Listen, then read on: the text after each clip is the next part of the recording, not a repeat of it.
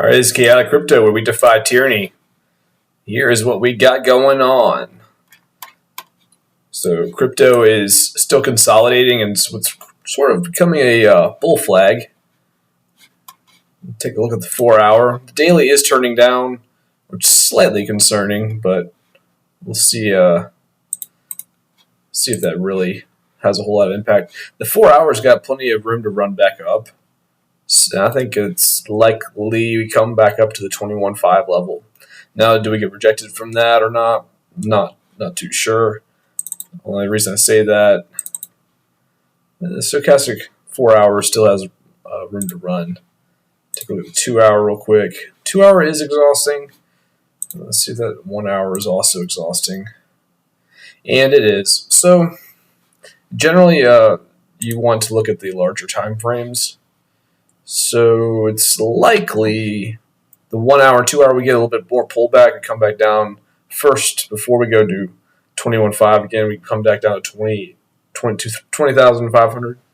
It's pretty likely where we shoot back up from that. But we are having some declining volume here. So there's a move brewing, declining volume, see. And that's also represented by this bull flag, which I would say it is kind of still a bull flag for now. There's no other pattern that I'm seeing right now, but it is, to me, it's creating another shoulder to an inverse head and shoulders that we looked at before. Also, if you could, please smash the likes, leave a comment, hit subscribe, tell anybody who is into crypto, subscribe to my channel. I'm not going to say I'm some super expert, but I have been since 2017, and I try to do some technical analysis, just kind of give people an idea where we are in the cycle, what kind of price movements are likely to happen. You'll never know. Don't have a crystal ball, but I will say that I got in about here in 2017, wrote it up, invested, researched crypto. I've been in and just really delved in, and I just really believe in blockchain. It's not about the money for me. I'm not retired yet. I probably, if I'd taken some more profits last cycle, I'd probably be sitting a lot happier and wouldn't be working as hard as I am right now. But it is what it is. But there's a lot of positivity in the blockchain space. There's a lot of things brewing. The next couple of years are going to be really exciting. 2024 is going to be good. 2025. May even be better, just depending on how aggressive things get. But it's been quite a journey. We had the 2017 top, and we had so if you research this stuff, Craig Wright. What caused this big dump was Craig Wright splitting the chain into the Bitcoin Cash chain from Bitcoin ABC, and then that's what caused that. It's just so stupid. And then China coming in, they kind of pumped it a little bit, if I can remember right. Maybe it was right here.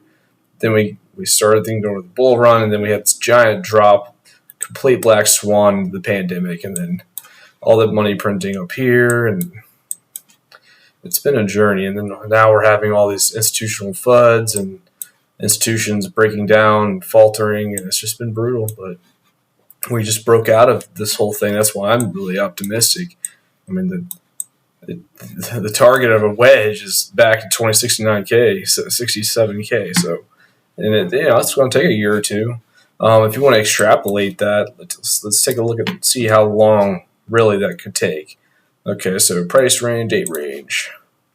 All right, so it took 60 bars, 420 days to from 69K down to the bottom before our breakout of the wedge. So it could happen quicker, but this is if it mirrors that area, which it very likely will. Let's see if I can get, there we go. Then we're going to be looking at a breakout March of next spring, 1 year. And in between that, we're going to be getting, we're going to be jumping through these different levels that I've pointed out before, which I'm going to actually pull these further along. I want to look at these more long term here. Let's just see. And the biggest resistance is that 28 to 30K level. Come on. Can't see this thing very well. Yeah, this level. Well, actually, no, it's this one. Sorry, we're gonna make that a little bit thicker. We'll go do dashes, dots, whatever. But this is the big line to break, in my opinion. And it'll probably become support, so I'll just pull it back over. In the short term, we're looking at this level. And that is about 20, 21K. 22-ish. Hopefully we can get above that and square it away and use that as support to lift off. But again, this whole process could take a while. I mean, we might, again, jump around, squiggle around here, and then go up. So just if we go up, we go up. But I did touch on yesterday how this is looking very much like a fractal of this. Oops. If we zoom in, look at 2018 with the breakout. Also, yeah, another way we could do this.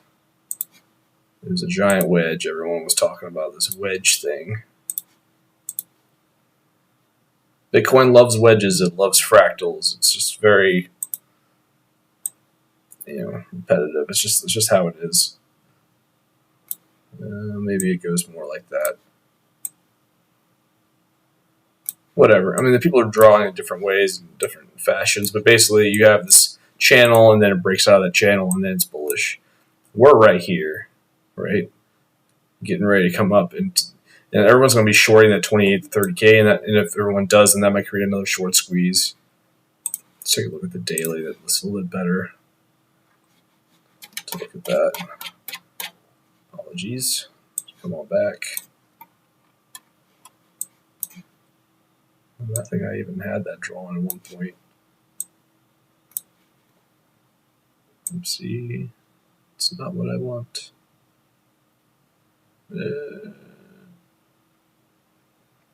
doesn't necessarily matter. But basically, we're in this. We're going to be in this like uncertainty level of uncertainty for. Let's see also how long this may go. So we're about right here.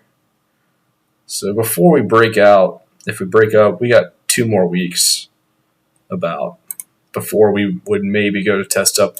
This level is very similar to the 30K level, just ideologically and just in every way. It's just very similar to that level. And we'll even make that solid too. But like once you break up out of that, it could be off to the races up to 40K, 50K even. I hope not. I want it to be a lot of people really want this cycle to be a little bit more like the 2015 cycle of accumulation, like slow and steady type of win the race type of thing. And that would be very nice, but you don't always get what you want, right? So just be ready for anything, right? Take a look at the Crypto Fury Greed Index. I do believe that it reset a tad bit, 45. Hopefully we pull down a little bit more. If we can get back into the 30s, that would be really, really good. But we'll see. Take a look at the crypto bubbles. Take a look at Crown Trading app. This is Crypto Crown. He's a really great trader. I don't want to talk crap, but he is kind of hard to watch an entire show. But if you're a trader, you might learn a lot from him. He's pretty good at his analysis. Mana is still on a run. FTT. A lot of people are talking about the FTT token. I mean, if you already have it, don't feel completely despaired. I mean, what could happen is another company buys them out, or maybe that token becomes something else. But I mean, you might want to take a little bit off the top just in case. If you have a little bit of money on it, I don't know. Not financial advice, but I don't know what the future of a lot of this stuff is. HBAR is making a good run, liking that. Love my HBAR. Sand token, that's another metaverse play. Comp token, Aave, decentralized finance, synthetics making a good run. I'm pretty Solana's ripping too. I'm liking that. Liking that a lot. We're already getting a lot of stacking buy funding rates, so we might get a correction, but I'm not seeing it completely overheated. So more correction could happen. Fear and Greed Index is a little bit overheated, though, so that pullback there will be very likely. It's already pulling back, so maybe it's already resolved itself. Take a look at anything else. A lot of people were talking about Ethereum. Let's take a look at the Dixie, see if that's continuing. Looks like the Dixie continues to fall. There, it's just consolidating. I mean, it might consolidate and pull back up. Atom is, there's a lot of good news about Atom, that ecosystem apparently, and also Algorand. Apparently, there was some developers announced a development on Algorand engine token up 13%. All right, this was kind of like dead for a minute. I'm surprised it wasn't making any big runs, but the daily RSI is extremely exhausted. So definitely a pullback's probably going to be coming pretty soon. But it's good to see that volume come in. I think that's a really good metaverse play, metaverse gaming token play. So I think that's good. Ontology, I'm kind of wondering about. Dixie. I don't know much about BNB, Cardano. Cardano's kind of quiet. You know, I'm feeling like there might be more consolidation, at least within the altcoins. I think Bitcoin might run. See, let's take a look at the total market cap. That's everything, including.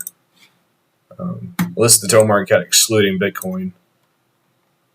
But yeah, not really seeing anything there. I'm just kind of looking for any kind of signs of what might be going on for the future here.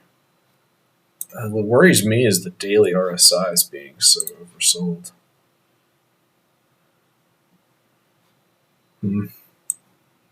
That's the only thing that kind of worries me about some of that stuff. Silver and gold have been breaking out, just as a side note. A lot of people were talking about Ethereum, and people were talking about how Ethereum might be looking to double top or something. I was watching that. Yeah, I mean, I think what is pretty likely to happen here, at the very least, I mean, I just expect more consolidation personally. Everyone wants everything to rip, but I'm thinking consolidation. So come up, and we fall back down to here, and then maybe fall down again, and then pull up, and then something like that. I think that's the most likely. Test this line of previous resistance and support. That's the most likely thing. Or it's a bull flag. I mean, I will say the positive thing is that the 4-hour has recharged. So if this is a bull flag, and again, I don't have a crystal ball. I don't know what it's going to do, but it's going to be one of these two things. It's just very. So a flagpole extension of that from, let's be conservative, the breakout was at that level. Where is it? Where'd it go?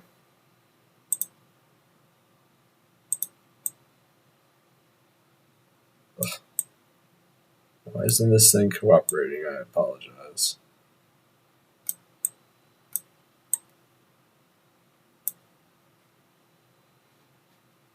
Ugh. Sorry, I don't know why this thing's being so funny. Come on now. I don't know. I'm just gonna have to guess. I'm sorry. It's not cooperating. I don't think it's quite that large. No, we won't be going up that high. Probably coming up to this level. Yeah, that would make sense up to that previous resistance. So yeah, and minimally I would say up to 18. This previous line 17.5. So that could happen too. Again, drawing these lines will really help you kind of like see where the price could go. So if it breaks out of that, honestly, that'd be really bullish. Because there's a lot of lines of break out of this, come up, and then test back down here. That'd be very bullish. Just depends on, do we have a bullish case going on right now, or do we have a consolidation case?